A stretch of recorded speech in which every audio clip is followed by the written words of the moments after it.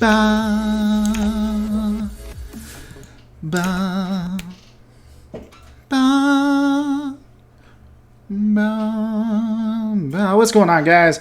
Welcome to Lore Reloaded. I am your lore master of the day, James. It is always a good time to see you. A couple of things to throw at you.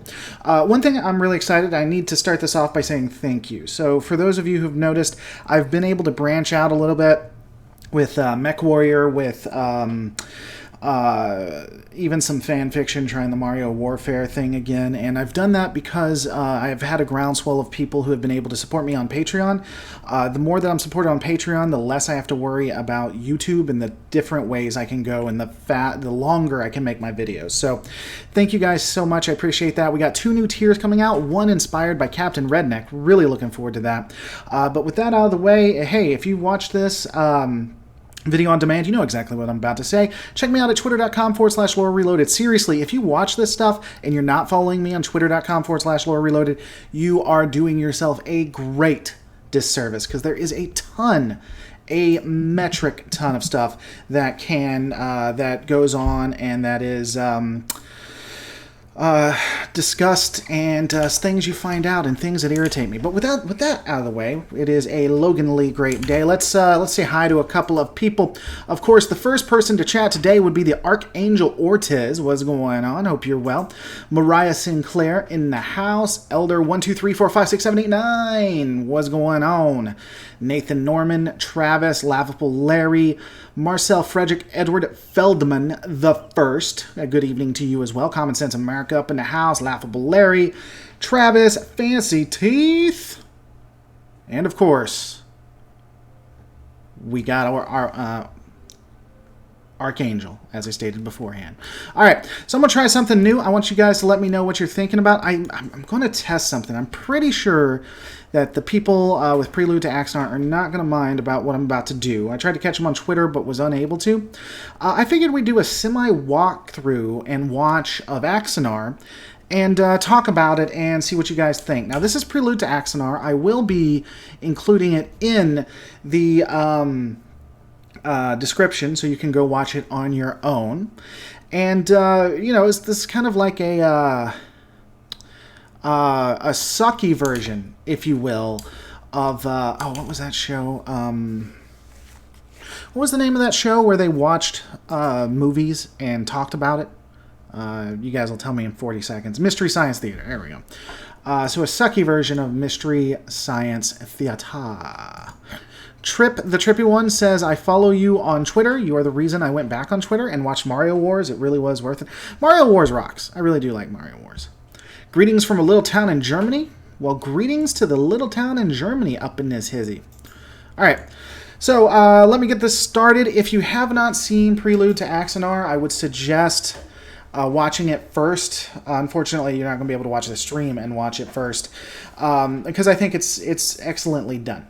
I'm not really talking about the behind the scenes. I have my own opinions on that, but I do think that the video itself is excellently done. So let's get into it. Laughable Larry says the anti-tracker. I don't even know who you're talking about. Sweet, something to lighten a painfully boring work day. Well, we're here for you, buddy. All right. And give me you guys' opinion. If you don't like this, it doesn't seem interesting, let me know. And then we will, I may not do this again if there's not a lot of interest, or I may move it to Twitch. Generally, I'm going to move it to Twitch, but I think Axanar is going to be okay to do.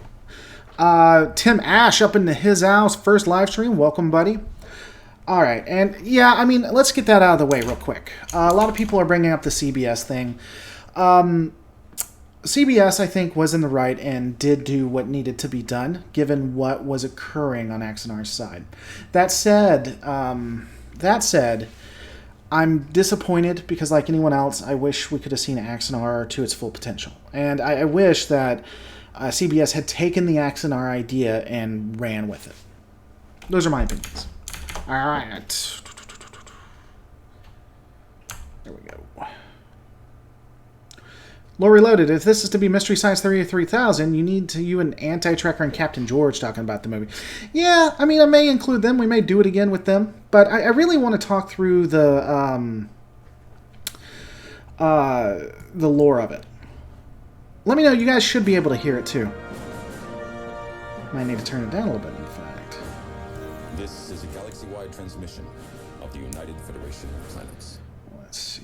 The United Federation of Planets Historical Canis 4 Years War. Okay, of course I do it wrong. And I'm out of coffee. Stardate 2241.03. Planet Arcanus 4. Arcanus. Founded nearly a century before, this research outpost has grown into a flourishing, full-scale city. It is a shining example of Federation progress. All right. So, I mean, again, I'm just going to go through it a little bit and let me know your guys' opinion. But the one thing I will say, and I'm not going to compare it to Discovery too much, but for me, the show, this is more intriguing to me than the way Discovery started. You've set up a clearly original series video. You've clearly it's from the past and it's intriguing. I've heard about Arcanus 4. I've gotten an image of Arcanus 4, and I think it's better than watching two people walk in a desert. And I might go Janeway since I don't have coffee. There could be no Federation without Earth. And the fact that the humans could lead the formation of the Federation just a few years after their war with the Romulan Empire is nothing short of extraordinary. But it represents something very different to the Klingon Empire. See, this is a good setup. Tired of diplomacy, their High Chancellor proclaims, if words were water, the humans would drown us all. All right, so again, I think that's really cool. You bring Surak back. You now referenced Enterprise to a degree. Even though he talked about the Romulan War and that wasn't in Enterprise, we now have a tie-in because the humans began that process in the Coalition of Planets, and it was moving towards the war with the Romulans themselves. Then it goes into the Klingon issues. This honestly is a modernized system of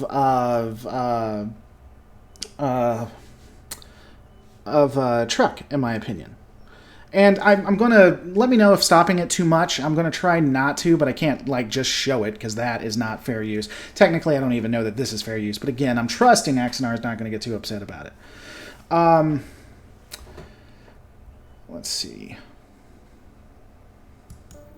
The bad blood between the humans and the Klingons meant that the job of preventing war and leading the peace delegations fell to Vulcan. Regrettably, we failed. See, how cool is this? For 12 hours, the Klingon disruptors do not stop. Arcanus is reduced to rubble. Thousands of its inhabitants are dead. Countless more. The Lao Master. The first victims in what will come to be known as the 4 Years' War. I mean, again, I don't mean to compare too much. And if this gets too annoying, let me know. This is how we're a minute 43 in, and I'm more interested, and this feels more like Star Trek than Discovery did in 2 different episodes. You showed me a planet. You showed me that it was thriving. You showed me that it was a strictly Federation planet. It was clearly that. You bring in some good actors. You have Sarek there. You tie it into the Enterprise series, right? You tie it into Enterprise, and then you show the same planet destroyed.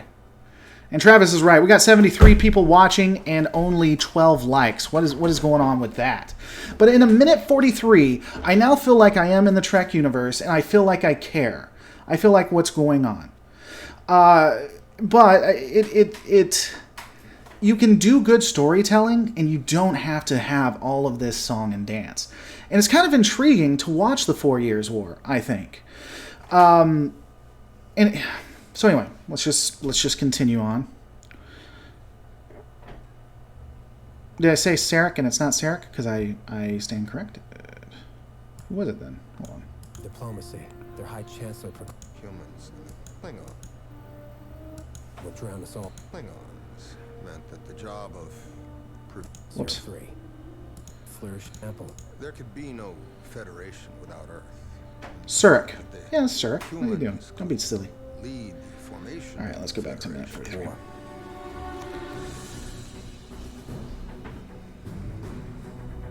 It said Surak there. I'll bet you money.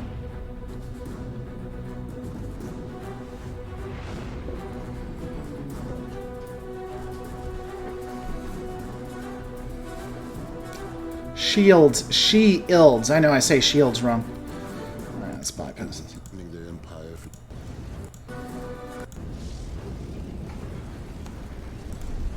they've been expanding their empire for 200 years before the Federation formed.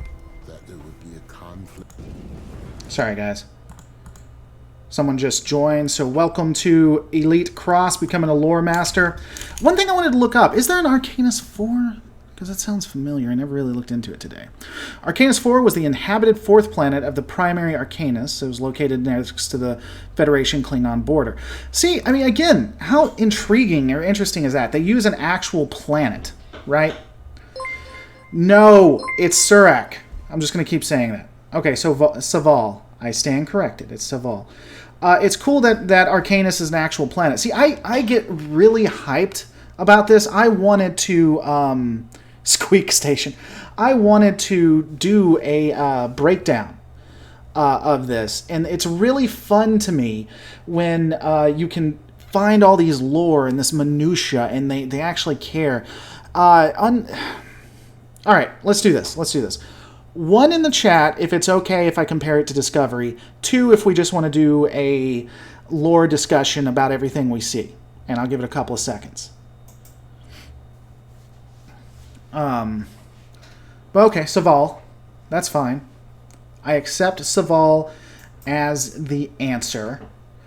Now, I'm going to set this up. I'm not going to be bashing Discovery, just comparing it. Because there are some things Discovery did well, and some things versus Axanar.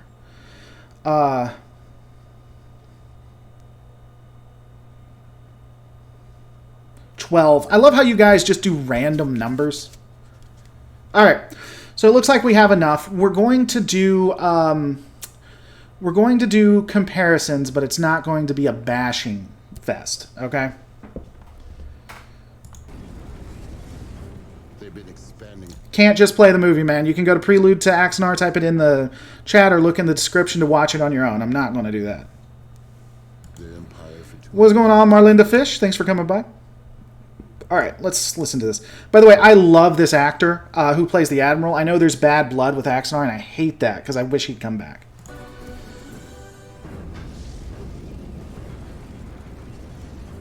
They've been expanding their empire for 200 years before the Federation was formed. That there would be a conflict with the Klingon people at some point was obvious to most of the members of Starfleet.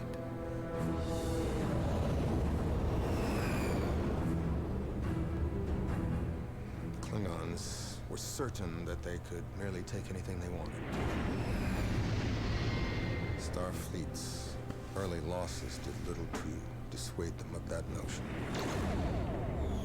Now, here's an interesting thing that I've always found intriguing, and this is consistent across all of Trek. This isn't a fan fiction thing. Eric, we're watching Prelude to Axanar, but the Vulcans have always acted, and to a degree I understand, because the way they look at it is that they look like they're the Watchers. They're like the Romulans, just benevolent. But during any war, with the exception of the Dominion War and the Klingon Federation War, the last one, they've always stood in the background and not necessarily assisted in any kind of combat or anything. Now, this isn't just Axanar. Even when they're a founding member of the Federation, they're required to share their technology by charter. But anytime there is some form of war, once the Federation has been established in the early original series, they generally try to stay out of it and only provide defensive technologies. The original series, that may be a little flaky. I'm not completely sure on the original series, but I do know definitively we see it in Deep Space Nine, and it is even referenced in Voyager. In Enterprise, the Federation doesn't exist, but they are like that unless they're starting the war themselves. And I've never completely understood that. Did you just say donkey balls? You just said donkey balls. Shout out to Gabriel Ferris, giving $3. Thank you so much. It is stuff like that that helps the channel go. I can't survive without super chats and patrons and you guys watching, so thank you so much. Vulcans don't want to get their hands dirty. That is true. They seem to have gotten pacifistic after the events of Enterprise. Yeah, it's just intriguing to me. That how they go about it, because you're a part of the Federation. It would be like if the United States, when the United States went to war with Germany in World War I, and Tennessee was like, I'm out. You know what? We'll provide food rations, but you ain't getting no ammunition or anything from us. I mean, how does that fly? And there were several attempts in the Next Generation. There was talk in the Next Generation and talk in DS9 to have Vulcan secede, to have them leave the Federation. I'm gonna move this up here I'm gonna move it right here for super chats. And so it's just interesting to me, and I'd love your guys' opinion on it. During Enterprise, Vulcans were straight up liars. Yeah, and they were very aggressive in Enterprise. Stream is buffering from Mariah. Is it buffering for anyone else? Wolfgang, thank you so much for helping out, buddy. Appreciate that. It's not buffering on my side, so let me know if it is for anybody else. But anyway, we'll continue. And yeah, someone mentioned that. Look at that ship. That ship is just... it's updated. It doesn't completely have the visual feel of Enterprise or the original series, but it's definitely the original series inspired. It reminds me of JJ Verse. A lot of people get upset about JJ Verse, but I think that JJ Verse is original series inspired. All right, let's continue on.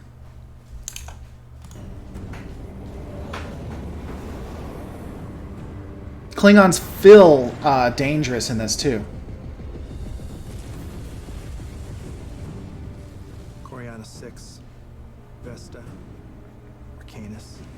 We took some major beatings the first 6 months. For most of that first year, our mission was just to slow them down while we fell back. Okay, let me say this too. I don't care. There's a lot to be said in the background for Alec Peters. I'll grant that. But as an actor, and the fact that he looks like the original Garth, I really wanted him to continue to be, if it was going to be. I don't think we're going to get any part of it. But if we did, I liked him as Garth. Unfortunately, the Klingons were unconvinced the Federation was any sort of match for them, and their belief in their superiority left us little room to negotiate. Well, at that point, about the only thing we were doing that impressed the Klingons was dying well. And there was plenty of that. The Klingon Supreme Commander, the architect of the invasions, was a warlord named Karn. Karn the Undying is what they called him. The Klingons revered him, with good reason. Vulcan intelligence is, if I may say, unparalleled, but even for us, he was a mystery. See, again, and I don't want to belabor the point. We've talked about it a little bit. Listen to the words here, and this is consistent. The Vulcans are talking about their own intelligence agency. They're talking about them looking into things.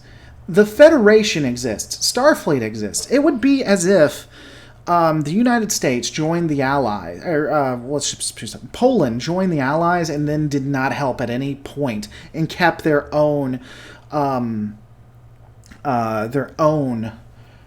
intelligence agency. They didn't help out. They didn't become a part of this unified piece, right? By the way, 46 likes only and 93 people watching. What's going on with that? I did not know Richard Hatch died. That's unfortunate. I love they got back the actor from Martok. Yeah, that actor is awesome. Hertzler is definitely great. I completely agree. It wasn't until the formation of the Federation that the High Council began to take Earth seriously. And even after the Federation was formed, many on the High Council thought it was in the air. Oh, it is Apollo. Starfleet was never seen as a match for the Imperial Navy. That is Apollo. I never even noticed that. The Klingons have ridges. Rabble, rabble, rabble. Everybody's upset about that. I didn't know that. But yeah. I think the D6s look nice. I actually like the D6s. Someone was saying that they made fun of the fact that I said they look intimidating. I actually like them. Is it me, or is it weird to see General Martok in a Starfleet uniform? In fact, Hertzler has played multiple different roles throughout the series. So the interesting thing that about Star Trek is they reuse their actors. So it's funny to see Gul Dukat in different series, or to see Tuvok in different series and stuff like that. And all of the Federation ship classes were Oberth Explodium until they got the Ares. That is absolutely true. What's going on, Dr. Charisma? Hope you're doing well. Yeah, I mean, I like these Klingon. Certainly not one that would impede the growth of the Empire. Their whole civilization, their whole culture, is a monument to the art of war. The early campaigns. Yes, the Klingons were toying with us. They were using a strategy known to the Klingon people as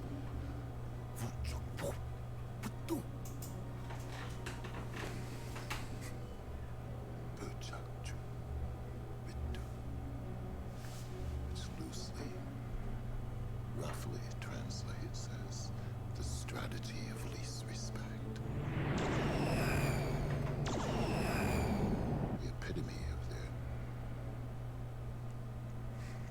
arrogance occurred during the ambush of Inverness 5. All right, so we're going to get into Inverness 5 in a second, but here's something I liked. Klingons have not been consistent throughout the years, right? They haven't been consistent with what Klingons are, the Klingon culture, what Klingons look like, anything like that. And during the original series, in theory, not the movies, but the series, the Klingons were mustache twirlers that didn't really do much. They were just there as antagonists. Their culture was not the defined that we see it now.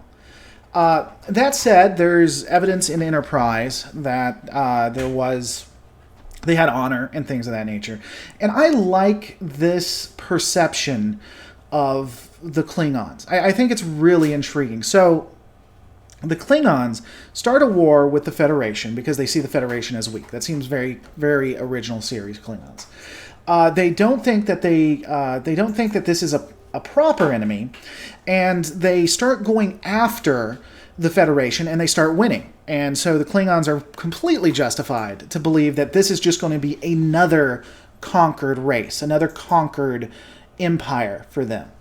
And here's a thing to notice, and we wanted to compare it to Discovery, right?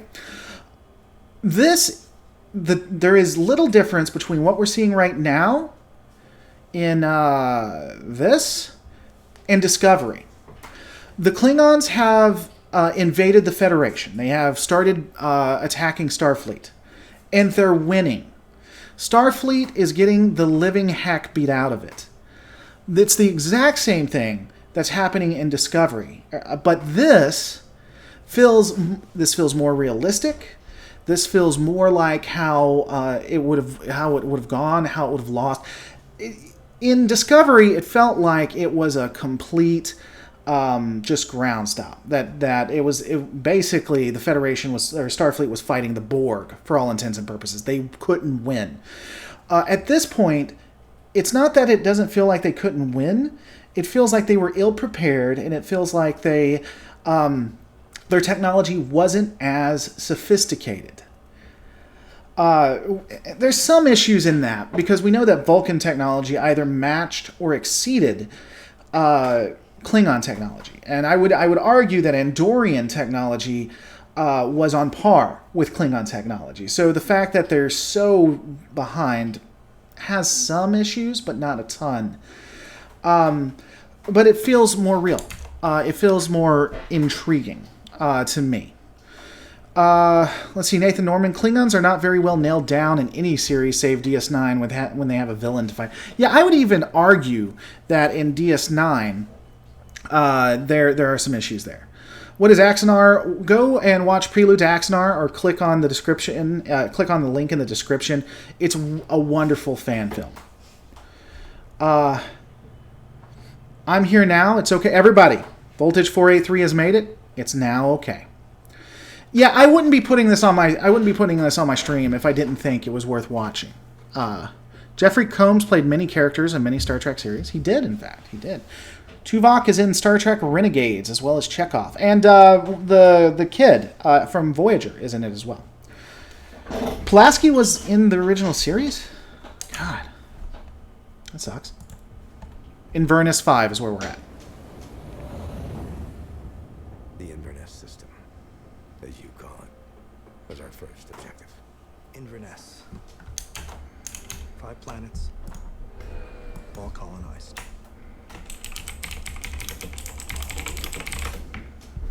Stardate 2243.3, the highly populated dilithium-rich planets of the Inverness system. For your kind, those planets are merely a source of dilithium. For us, those planets are sacred. Goddamn Inverness 5. Just got demonetized.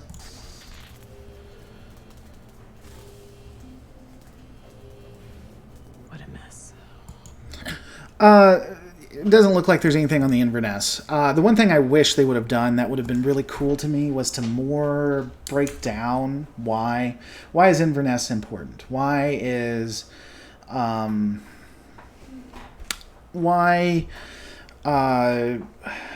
What religious standing does it have? You know, I don't see much there, right?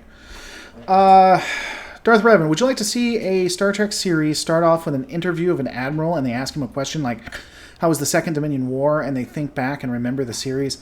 I think a mockumentary would be very interesting. It's my understanding, when I first watched Prelude to Axanar, I thought they were going to do the entire thing as a mockumentary, which is what I wanted. But my understanding is this mockumentary was supposed to do an actual series or movie that wasn't going to be a documentary style. It was going to be an actual movie itself. I would be interested. I think that'd be a very interesting way to start a series. Have, like you did with the Battlestar Galactica, just have a mini movie or whatever, and have it be a documentary of how everything got started, and then start at that point. Yes. Done exactly like this. I think that'd be interesting. Yeah, Nathan Norman, I think it was BS because they wanted the sacred dilithium. That could be an interest, and that would be actually for the time period. Klingons talked of honor, but they didn't always go with it. So they could have said, you know, we're doing this because this was religious and you took this from us, when really it was the dilithium they were looking for. I would have been interesting if they somehow got around the Organian problem. I wish they had discussed that, because that would have been interesting to me. I think that episode occurred. No, it couldn't have occurred. So the Organians haven't even been seen now. So just forget that. That wouldn't have occurred. It's the first time they used it on us. It was an old Klingon tactic. They had a word, Nakchovit. Means devour. Day after day, it was the same thing. See, look at this. This tells me. I get called in to support some kind of Sonya. attack. By the time I got into orbit, my orders had been changed. Attack called off. Battle was already over. We'd pull out of warp into a junkyard. Fragments of starships bouncing off my hull. Fragments of the crews as well. 18 starships destroyed. Pick up the survivors, beam them up. We'd be beaming them up, and one of two things would happen. The transporters would blow out, or the Klingons would show up and start shooting. I could look down from orbit and see trails of smoke. I mean, again, The problem with Discovery that I had was that it was like Days of Our Lives in space. The war was always in the background, and they never really pushed it. This is showing me the impacts. It's bringing the characters together. I'm looking at the impacts of the characters, and I care about them, but I see the war. I see the devastation.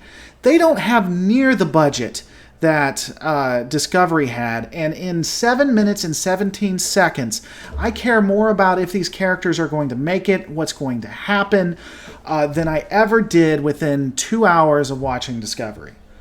And again, it is because the storytelling, the way it was done, they were more concerned about talking about their bias and agenda than telling a damn good Star Trek story. And they can. Here's the thing. I didn't know you were still in this room. Here's the thing.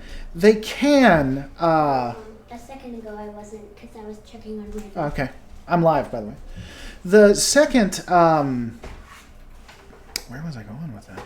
The writers of Discovery can and do tell good stories during Discovery. You see it in certain episodes or parts of episodes.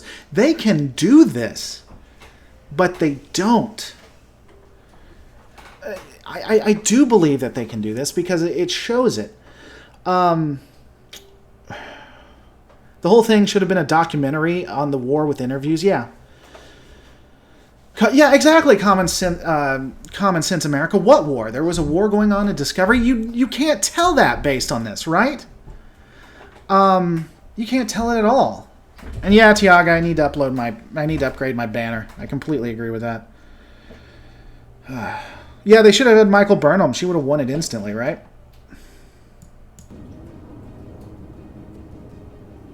Miles. I think there were 3 episodes devoted to the war. BS. Name Mazril Sword. I'm sorry. Name the episodes. There is not one episode that actually talks about this war. At best, the only thing I could think of is maybe when the dilithium planet was attacked. But even then, Schleppy. While the Klingons in Star Trek Discovery were pretty OP, they waged war against the UFP made sense. Against the UFP with their initial lack of will to fight, a blitzkrieg would make sense. Yeah, I don't disagree. But both in Discovery and in Axanar, you can't see where I'm pointing, and in Axanar, it's a blitzkrieg. Both of them are blitzkrieging. They are blitzkrieging on both sides. So tell me, which one did a blitzkrieg better?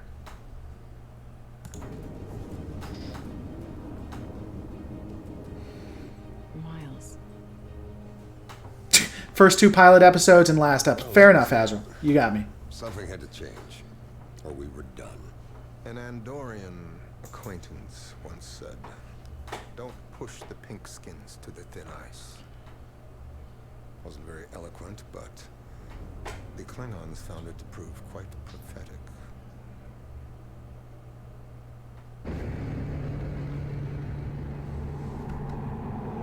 Look at that nice setup. They tried to do this in Discovery. They really did. They tried to set it up where everybody was down and out, and then all of a sudden Discovery pops up, and all of a sudden the Discovery comes up, and you remember Michael Burnham, if you've seen it, she's talking about how now we're winning because of us and because of me. But in one sentence, one soliloquy or colloquy is how you say it. He says, an Andorian once said something, "Don't push the pink skins to the thin ice," and it proved to be prophetic. They had an entire episode about how Discovery was winning the war. And it took an entire episode to do what you could do in 4 sentences or less. My cat is where he shouldn't be.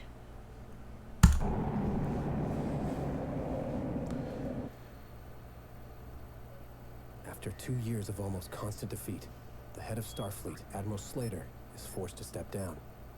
Across the Federation, billions wonder, Who would replace him? I was on the bridge of the Xenophon. It was my first ship in the war. An old Markland-class destroyer. Lieutenant Kane, our comms officer, said that there was a fleet-wide broadcast from Starfleet. I told him to punch it up on the big screen. And that's when we heard it was Ramirez. That name spread like wildfire. You ask anybody where they were when they heard it, and they'll remember. We are facing an enemy. Okay. I love this. This, if you guys haven't done, I actually did a side-by-side comparison of this speech and then Axanar. And I think that this speech definitely kind of epitomizes what I think the Federation and Starfleet would be like, even if they were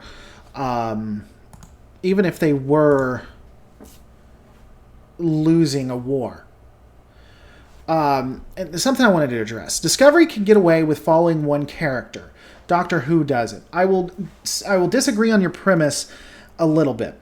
Star Trek has always been about an ensemble cast. It has always been following either three people at a minimum or an entire crew, or an entire bridge crew. Let me rephrase that. Doctor Who has been focused on one character. That said, can it be done on Star Trek? Possibly, so I'm not going to completely disagree. The Doctor is a near-perfect character, but they did a great job making him relatable. Completely disagree. The Doctor is an overpowered character for sure. He is, in some ways, a Mary Sue, but not completely. The Doctor has flaws. The Doctor has a history, a negative history, that impacts his future. The Doctor is fallible. The Doctor makes mistakes. The Doctor can be led by his emotions. He can be pushed. He can do the wrong thing for the right reasons. He is not, by any stretch of the imagination, a perfect character. And that's what makes him so intriguing and so interesting and so relatable, is that we watch a broken and damaged individual trying to make it through, and it's an alien who has more powers than we ever would, and we still feel related. I'm not disagreeing that they couldn't have done it in Discovery. I just don't think it's a perfect comparison, and I definitely don't think the Doctor is perfect. What's going on, Andre? Whoever moves faster in the highly mobile war, but there's a problem. A highly mobile war is that you leave your rear unguarded or lightly defended. If the opponent uses raid tactics and the enemy, you bypass. And that's a good point. I would say that one of the reasons why Discovery works or is believable is the ability to use the spore drive and get behind them. So of that, I would agree. I think that because of the Blitzkrieg, but I just think the entire idea of just the way the war was done and the story was very poorly done. David Tennant was the best one for me. I like David Tennant and the guy before David Tennant. My understanding is he's not David Tennant, but the guy before David Tennant was a pretty big jerk. But overall, I like David Tennant a lot. He was one of the first Doctors that I actually. He was one of the first Doctors that I actually got into. Let's see. Let's move forward. Nathan Norman. Axanar feels like they are at war with consequences that they took to their graves. Star Trek Discovery feels like they're at a country club waiting for a refill on their wine. I would agree with that. Schleppy, to use your own analogy, you go past 100 blue houses. Does that mean the next one has to be or should be blue? No.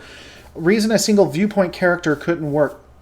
That's not the reason a single viewpoint character couldn't work.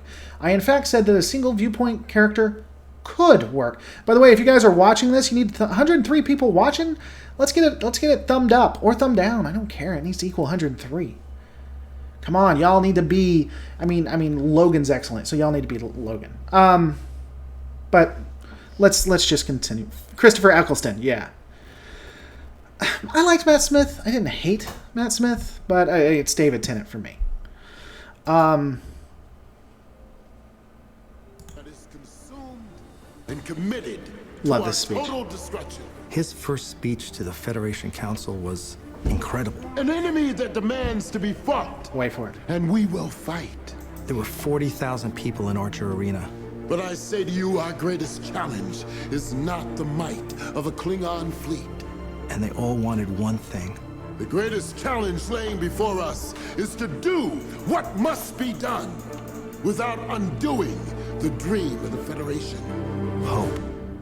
For myself, I have but one fear: destroying the dream of the Federation. Compared to such a loss, I do not fear the Klingon Empire. Yes, absolutely. That right there. You want to talk utopia during war. You want to talk about taking Gene Roddenberry's opinions. You want to talk about trying to have a conflict where you have Federation forces versus Klingon forces or whoever. That right there is keeping to Gene Roddenberry's style. I completely believe this is how Starfleet would act in Gene Roddenberry's universe. You want to talk about honoring Gene Roddenberry? Because I'm telling you, if you're Discovery, you don't care if you're Discovery. Okay? You don't care at all. But this does. This honors it. This is saying, hey, we have to fight. We're going to fight, but we're not going to turn into what we didn't want to. What we don't want to. What we're not. They tried to do this in the very last episode because they're sellouts and they knew that they sucked when they wrote the entire thing, but they couldn't.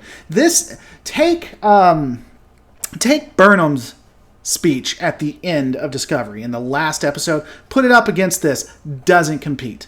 Does not compete.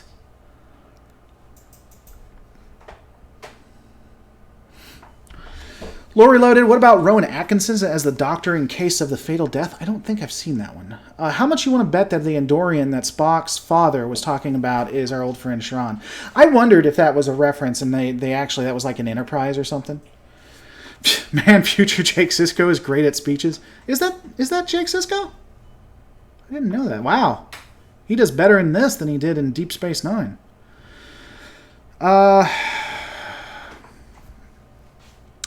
It took Matt Smith first season. Axanar honors Roddenberry. I agree. That speech keeps me frustrated. Discovery has professional writers and money. Yeah. I mean, again, say what you want about Behind the Background, and I don't blame CBS for anything they did. Whoops. Wow, I jumped too far ahead. I don't blame the CBS for anything they did, but this is just good writing, guys. This is just good writing. This is what the Federation should be. This right here. This is utopian. Yeah, it took little Lore to stop me from using a few choice words. It did. Yeah, you caught that. That's why I looked over there, because she's to my left. But anyway. It was a good speech. Until I heard Admiral Ramirez speak. I had not foreseen the possibility of a peace between the Federation and the Klingons. Nor had I foreseen the possibility that the Federation might win. The battle cry of Admiral Ramirez sweeps across the Federation. The first goal was create a class of ship that could spring Starfleet back into action, back into battle. We had to leapfrog Klingon technology. Boom! Another great thing about Star Trek, about the universe that you understand. The Federation doesn't do war. Starfleet doesn't generally do war. But what they do is technology and research, and they have the resources to put together what they wanted. So this, whether they did this on purpose or not, this line, this specific example, completely and utterly is consistent, because now they're like, all right, we got a war, we got to win. Let's put all of our scientific might into it. And when the Federation tries, when Starfleet tries, they can without question, create technology that no other Alpha Quadrant power can keep up with. Lore Runner said it once this way: if you were to take it and put it into like a 4X game, the Federation would have technology and morale as its two advantages. It would be a science entity, and it would have morale as its instances. Let's see. Is it me, or was there a really long time between the Enterprise C and the Enterprise D? There was, I believe. Hey, Laura, are your daughters home? They are. If do, can I ask a question? Sure. Ask my daughters a question? I don't know that I'm comfortable with that, but let me know. Let me see the question. Because I'm an adult? No, stay right there. Because I'm an adult and I get to choose what questions you answer? I mean, you can ask it. By the way, Captain Redneck, I mentioned this at the beginning, but I'm going to let you know here too. You've inspired me for a new tier on Patreon. I'm going to send it to you very shortly. But there's going to be a new tier completely dedicated because of you, good sir. Do you feel that swelling of your chest? It's passion. Something Star Trek Discovery didn't have at all. There was no emotion. All right, let's continue. Yeah, I mean, if you want to ask the questions, ask a question, Captain Redneck. It depends on what it is. And we also have Zacho5 becoming a lore master. Mariah's got to go. Talk to you later, Mariah. It was called the Ares class. It was exactly what we needed. We had over a dozen member worlds working on it. It was the first pure warship that Starfleet had ever built. As for Vulcans, though we limited our contribution to propulsion, environmental, and defensive technologies, there were many who wanted us to end our participation in the war altogether. A Vulcan's gonna do what a Vulcan's gonna do. But the Andorians, they were happy to supply us the phasers. So, here's the thing. Again, this kind of goes back to what is consistent in the universe. So, again, they're talking about, okay, we're going to do war, right? We're going to put we're going to make a ship to kill Klingons. And so let's bring our member worlds together. And you have the Vulcans who are saying, no, we're not a part of that. We're not going to do that. And then you have the Andorians who are more than happy. That is so consistent with Enterprise. That is so consistent with the Andorians and the Vulcans. I love it. I just think it's awesome. Redneck, I am curious why you're asking that question. I'm not... Redneck's good people as far as I can tell. So everybody can lay off. He's a pretty good guy from everything I can tell. We don't agree on a lot of things, but Redneck's a pretty good guy. So I'm going to ask, but that is a weird question. Hey, child number 1, don't come over here. Stay right there, but just answer this question, okay? Okay. What is your and answer this question only. That piece of paper is very important and should not be there. I'm going to get that in a second. What's your favorite food? I don't know. Okay, you want to think about it and get with me later? Uh-huh. Okay. Just take 5 seconds. Hey, pick up that piece of paper and put it on that file bin right there. This? Yeah. No, pick it, yeah. Why is this important? I'll talk to you about it later, but that is a very important piece of paper. Please. All right, so we're not sure. I'd bet pizza. You like pizza, don't you? Yes, but that's my And chicken second. tenders. It's my second and third. What's your first? So you don't know your first, but you know your second and third. My first is Cookout. She likes going to a place called Cookout. All right. Yeah, and the burger that they serve, it's delicious. That's Gotcha. my favorite. Gotcha. All right, let's continue on. You can't blame me. It's delicious. I can't blame you. It's delicious, you say. Okay. I said Stardate you can't blame me. 2244.1, near the planet Cygnus 3. There will always be What? detractors who think you're taking the initiative too soon, that you're rushing the offensive. I disagreed. The leadership of Admiral Ramirez is a welcome change. but his grand plan had... Okay, so I'm sorry to cut it off. I have messed up and said names before, and so you can find their names. But I try not to, so I do refer to them in the order that they were born when online. I have not. Her name is not literally child number 1, but I'm sure I'm going to get that for the rest of my days. has yet to be tested in battle. We had the ships. And we had a corps of battle-tested commanders. It was time to take the initiative. Well, that was Ramirez's first roll of the dice. And they landed exactly the way we wanted them to, the way we needed them to. The code name was Operation Pegasus. Pegasus was the first test of the Ares class against the ship it was designed to defeat, the D6. The Ares class looked good in simulations, real good. But data can only take you so far.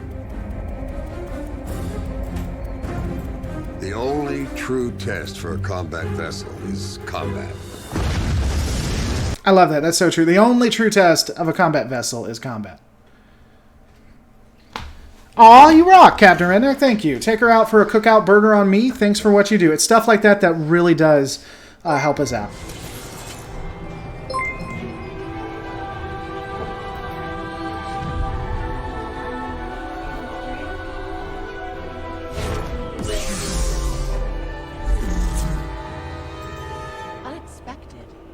Not unwelcome. Hey, babe, you want to go to cookout later tonight? On me? Yeah. Well, it's not on me. It's actually on Captain Redneck, who is a subscriber of ours. So don't get on because he doesn't want you on. But say thank you. Thank you. You're amazing. All right, and then we waved, and then you got on, even though I asked you not to. All right, go play, babe. I'm gonna go to the end. Yeah. All right. Thanks a lot, man. I really appreciate that. That's fun. You're a good guy. As I said, you're a good guy. All right.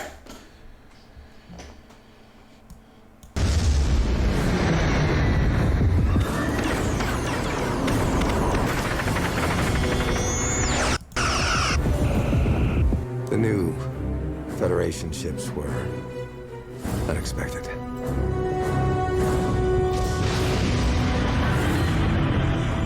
And then there was Garth.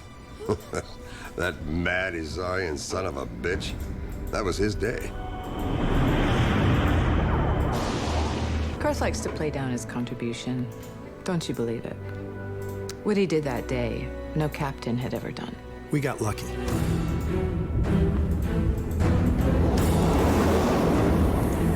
It was Sonya's maneuver that gave me the opening. Sonya pulled a feint to starboard.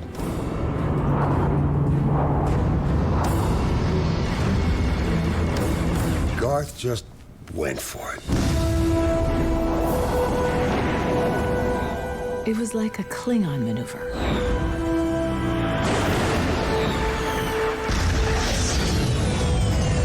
It was a new ship. They said she was tough.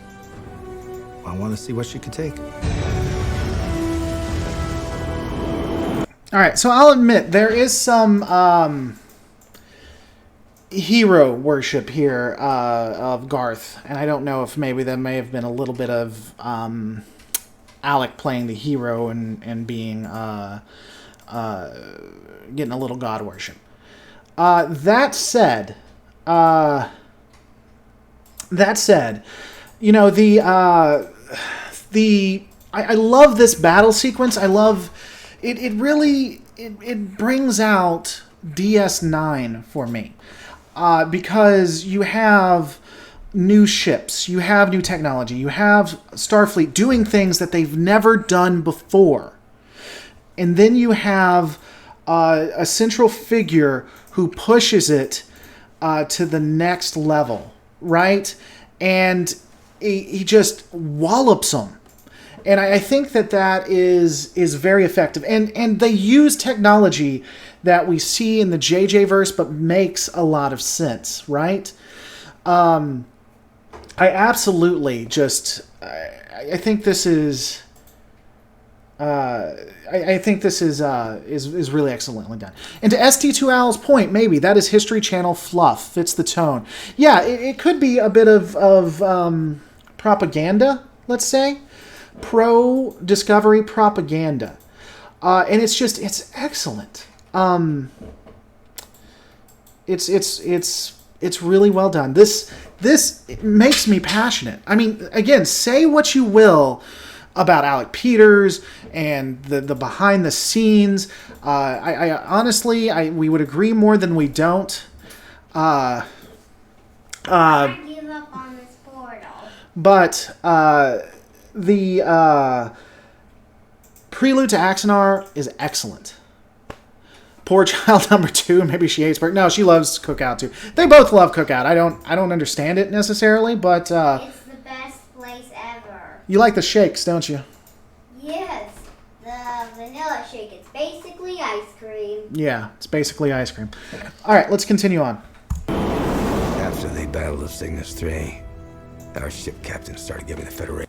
I'm sorry, one quick thing. Someone asked, I do actually like ship designs. I mean, I'm not big into it. I like looking at different ships and stuff. Ahsoka is the best thing to ever happen to Star Wars. Sorry to get off topic on this just for a second. I hated Ahsoka when she first came on. I thought it was going to be the destruction of Star Wars themselves. All they cared about was kids. Oh man, I would pay so much money to watch an Ahsoka Star Wars movie. I would pay like for 4 tickets. I would buy out a movie theater just so I could watch it by myself. They said she was tough. I want to see what she could take. After they battled of Cygnus 3, our ship captain started giving the Federation its due as a worthy adversary. And for the first time, we took notice of Garth of Izar. It was a Klingon that gave me that name. I guess there are a lot worse things that a Klingon could call you. Yeah, sure, I'll tell you. They called me Queen Bitch Whore of the Federation. I'd like to ask you guys a question. So, almost every anti-Axanar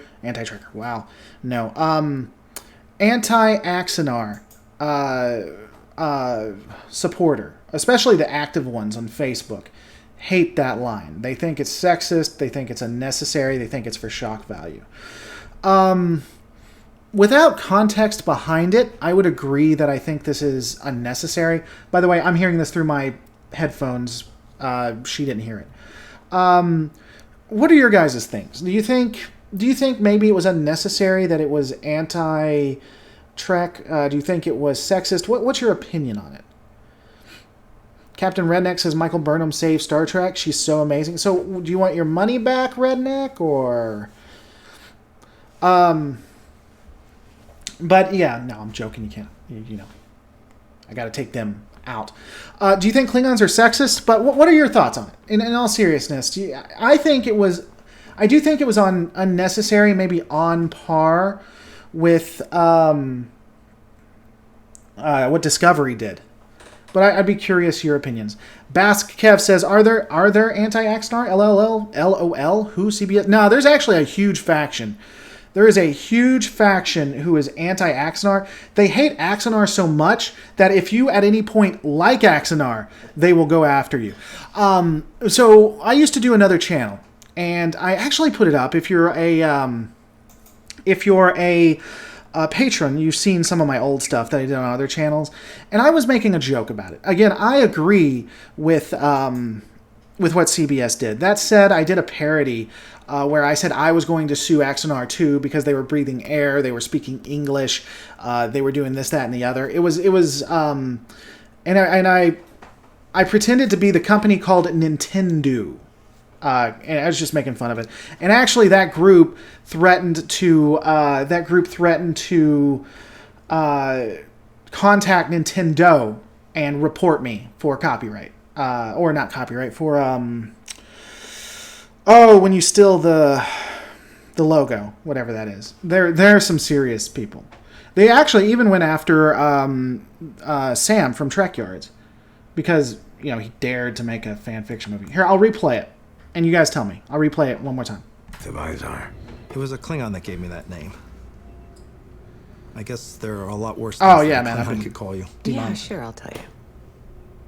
They called me Queen Bitch Whore of the Federation. So what are your thoughts?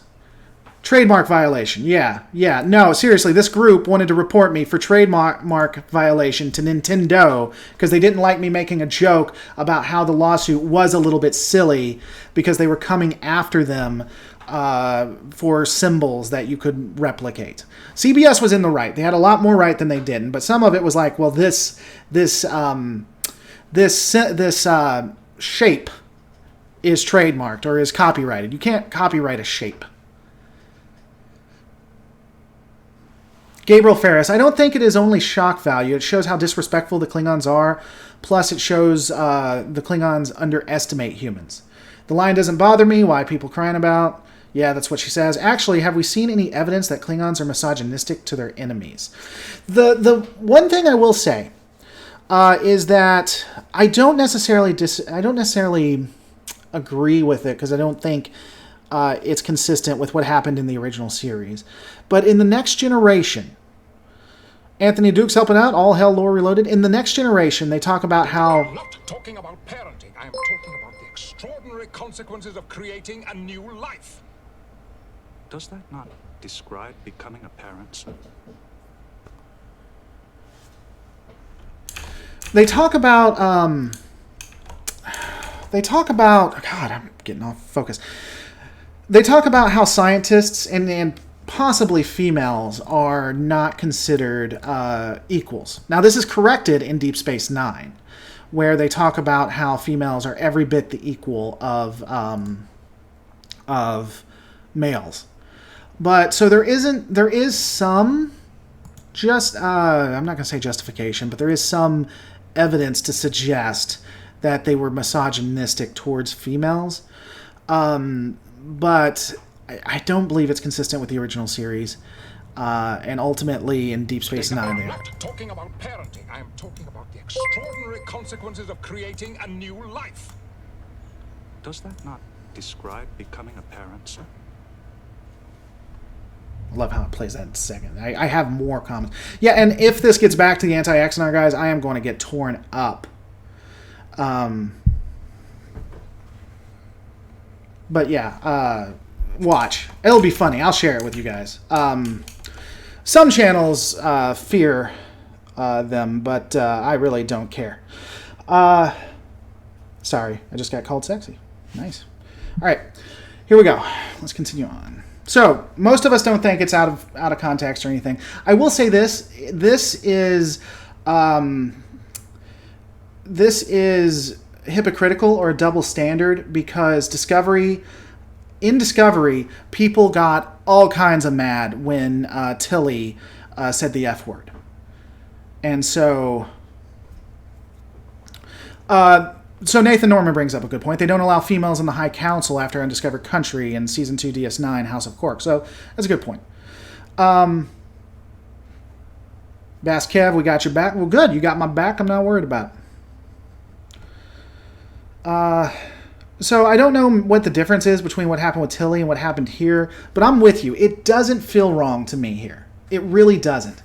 But I can't justify why one feels okay and the other doesn't. You know? The Ares class had withstood its first trial by fire and passed through the gauntlet victorious. The Ares had proven itself, and it continued to prove itself. It was bigger, faster, more agile, drip drop. And it was better armed than anything we'd had before. We had lost the advantage.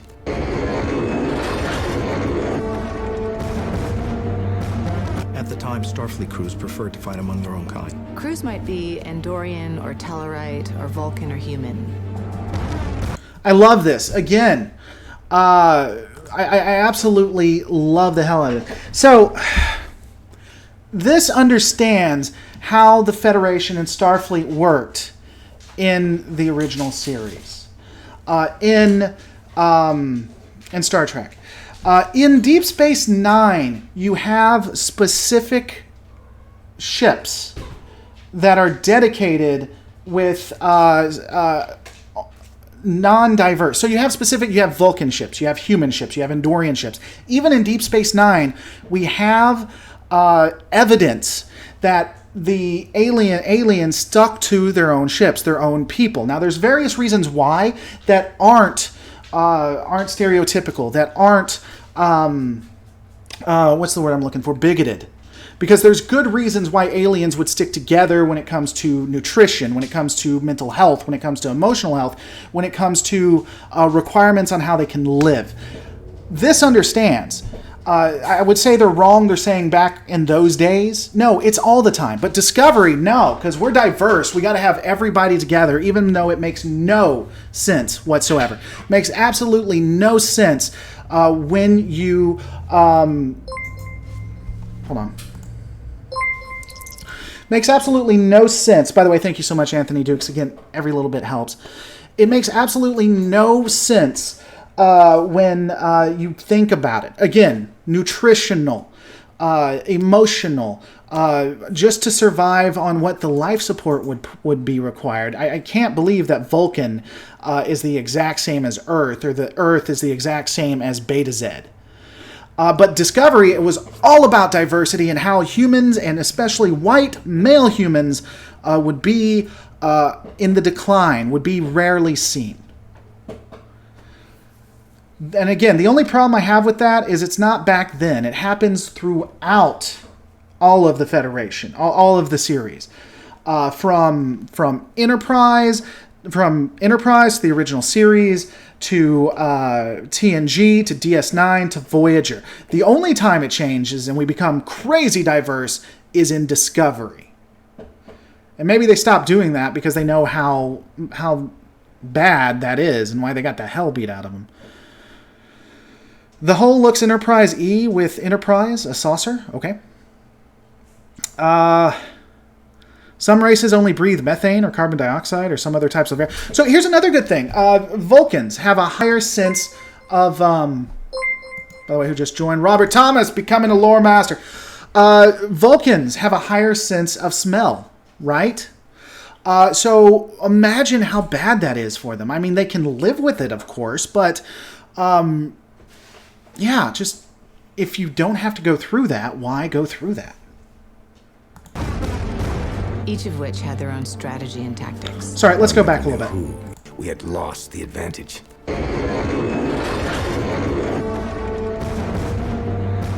At the time, Starfleet crews preferred to fight among their own kind. Crews might be Andorian or Tellarite or Vulcan or human. Each of which had their own strategy and tactics. One never knew who you were fighting. And knowing one's enemy is the first rule of war. With the launch of their newer ships and the experience their commanders had gained, our progress was slowed.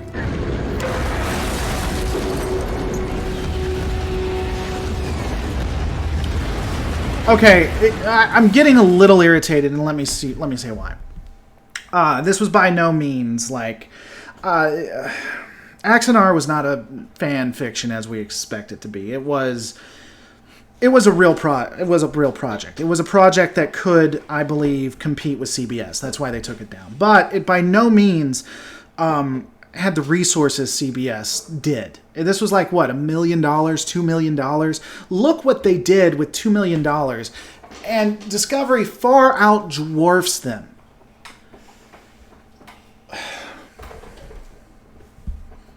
Yeah, they do include the nuclear war of 1999 did still happen. That's still canon. It was frustrating to fight Starfleet. Confident in their Ares cruisers, this brash corps of captains took back 3 systems in 30 days. But the war was not over yet. Stardate 2244.9, Starfleet's next-generation heavy cruiser, is behind schedule. Admiral Ramirez himself arrives to deal with the problem when he receives a coded transmission from Starfleet intelligence. Klingons were building something. Something big. We heard these rumors about the D7. We'd proven we could take on the Klingons. But the D7 changed all that. D7 would break the back of Starfleet. We had 3 shipyards across the Klingon Empire built there. If the Klingon High Council had listened to Karn, If the High Council had listened to me, they would have had D7s at Cygnus 3. the D7 would have been ready for battle. and all our new Ares-class ships would have been cut to pieces. And we would have defeated the Federation. Man, Hatch is such a good actor. I think Alec Peters is a good actor. I'm not even talking about the person he is. I think Peters is a good actor too. Look at this storytelling. Look how awesome this is. That's not necessarily the kindest picture of Hatch you can have, but so they create drama, they create attention. The Federation is getting the heck beat out of it. The Federation comes up with a ship.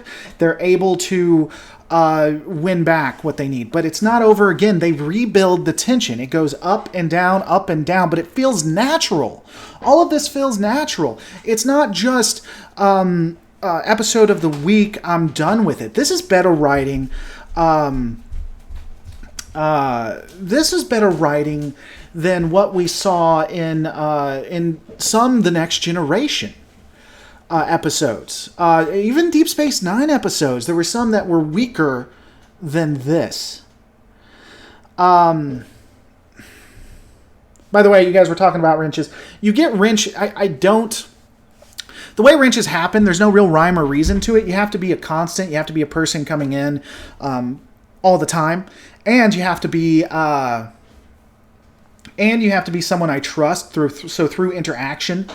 Just because you don't have a wrench doesn't mean you're not going to get one, and it's not an indictment on you. It's just I give it at variables. So if you come in and you hang out a lot, you're going to get a wrench eventually.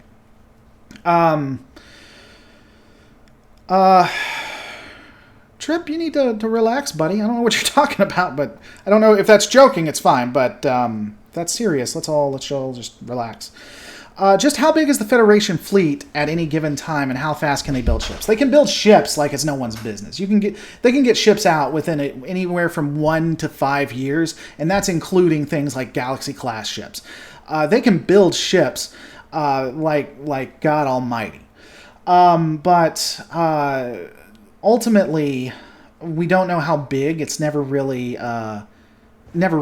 gone there. Voltage 483 at Lore Reloaded is pay to win.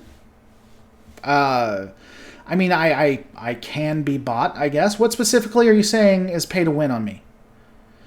But there's, Hayner, Tim, okay.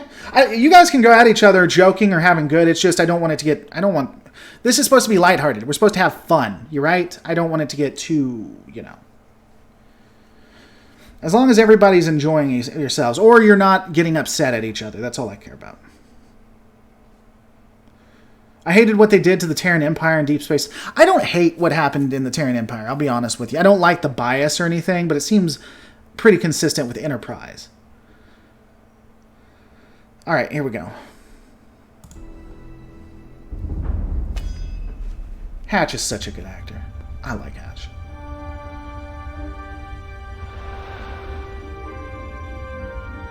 It had become an arms race, a war of technology. The new class of ship was proving more complicated than we realized. We needed more time. If the Klingons launched them first, we would have been outmatched and outgunned again. And by now, the Klingons had learned better than to squander that advantage. I needed another option. I went to my 3 best captains, Garth, Ribot, Trask, and I asked them each for a plan of action. The Admiralty had 3 different plans. The first one wasn't worth a spit. The second one was a good plan, solid plan. But the third was Garth's. Garth asked me, out of the blue, if we could have a drink. That's when I told her I had an idea for a battle plan. My first reaction, let me just say this, I was really glad we were drinking. So, someone asked me a question. I don't know the ring. I don't know why they had the ring around the Vulcan ships. I also don't know why we went with human design versus non-human design, if I'm being honest. But think of the Federation. Okay, that's fine. Think of the Federation as the federal government, and so the federal government has their own specific ships, and they build them in a specific way. And then look at like the Andorians or the Vulcans as like militias, and they still have their ships. If I had to say why I think they all look like United Earth Starfleet ships, I would say that it is in honor of the United Earth that brought them together, if I had to guess. Garth and Sonia came into my quarters. I showed him a rough outline of my plan, and I said, "What do you think?" Sam sat there. He looked at it, and then he looked at me. And he said, 100% insanity. A bloodbath waiting to happen. That was Axanar. Axanar. Its capture would put the Klingons within striking distance of Andoria, Teller Prime, Vulcan, and Terra. It is the heart of Federation space. Further, Karn's spies discovered Teller Prime, Vulcan, and Terra. I will say one thing. This doesn't necessarily make a ton of sense to me the way they present this on the map. It's a 2D map, and so if maybe in 3 dimensions it makes more sense. If I'm the Klingons, I hit Vulcan or Teller Prime, especially Vulcan. With the Tellarites, I don't think... Maybe the Tellarites were founding members. But I'd hit a founding member world. Again, I'd hit Vulcan, or I'd hit Teller Prime. Or I'd circle around and hit Andoria, or especially Earth. Hitting Axanar does make sense, because it's access to all 4. But really, I don't necessarily want a strategic location if I'm the Klingons. Klingons are generally very much... brawn, very much brutal, very much terror and awe. I'm hitting a... Personally, I'm hitting a founding member world to prove a point. I don't think that he can order McDonald's because he doesn't know where everyone is. It is the heart of Federation space. Further, Karn's spies discovered that Starfleet's next-generation heavy cruiser is being built in orbit over Axanar. This is his chance to destroy Starfleet's only match for the D7. Garth of Izar knows Axanar is a target that Karn cannot refuse. When Garth first presented his plan to battle the Klingons on Axanar, my first thought was how far he'd come. Everybody meet at Lore's place. He was always an extraordinary explorer before the war.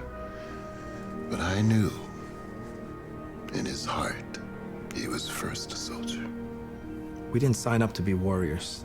That's not what Starfleet's about. We proved that we could do what we needed to do to defend the Federation. I'm proud of everyone who I served with. Now, if I had to nitpick, I don't like what the admirals say. I don't like the fact he's like, I knew he was a soldier at heart or whatever. That does not go along with the evolved human. That's a nitpick. I don't get too upset about it. But I will say that I do like how Alec responds. One thing I'll say. One thing I will say too. I think Discovery did somewhat do this well in the first 2 videos. Honestly, I think that one of the best scenes in Discovery, in my opinion, was when you had the helmsman who got hurt and needed to find his way to the sick bay, but ended up in the brig, which doesn't make any sense why there isn't some guard there watching over Michael Burnham, but whatever, we're not even going to get into that. But he says, what's going on? Why are we fighting? We're supposed to be explorers. He just seems confused. And that this is reminiscent of that, I think. Someone said that, what was exactly? They said something about Axanar, that they should have made a deal or bought Axanar or something. I think that CBS would have been completely in its rights to do this idea scene by scene if they wanted to. Because this is not, Axanar was not in the right to do this. I know Alec and everybody's going to get mad at me for saying that, but they weren't. But that said, I wish they would have done that. I honestly do believe this. I think that CBS should have came in and should have hired every one of these people to write this as a series. CBS was in its right to shut down Axanar, and would have been in its right to copy it scene by scene.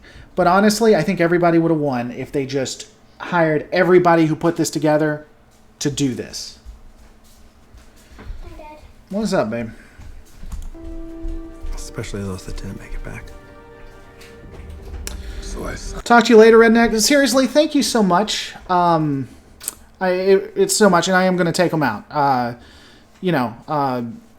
Past couple of months and more has been pretty tough, so that does help me out, and you're an awesome guy. Thank you so much. Signed off on the plan to end conflict with one final battle. To end it at Axanar. D7 was the ultimate expression of the Klingon warship. Technologically superior to anything in the quadrant. We would launch her and devastate the Federation fleet. Stardate 2245.1. The D7 enters the war. Look at that. That is epic. Absolutely, positively just epic. How awesome was that? If you guys haven't seen it, go see Prelude to Axanar. It'll be linked, or you can just put Prelude to Axanar in the box, and watch it all the way through, not just with me here. Star Trek apologist Laura, I'm going to be posting a response to you and Anti-Trekker soon. All right, well, I'll definitely take a look at that. Just let me know once it's posted. But yeah, that brings everything to it. The D7 was the game changer. It feels like something bad was going to happen. It feels like a fight is on the hands. Now, I'm told that the script does not live up to what we see here. But I do think it was done well. Lanner, thank you for this, James. I need to check this out later. Definitely take a look at it.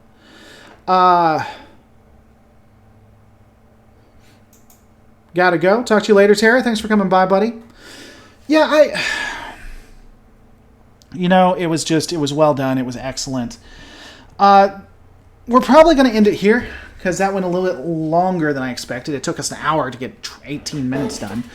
If you guys like this, I'm going to have to keep it to fan fiction. I can't do anything CBS. I may move it over to Twitch, but let me know what you guys think in the comments and let me know here.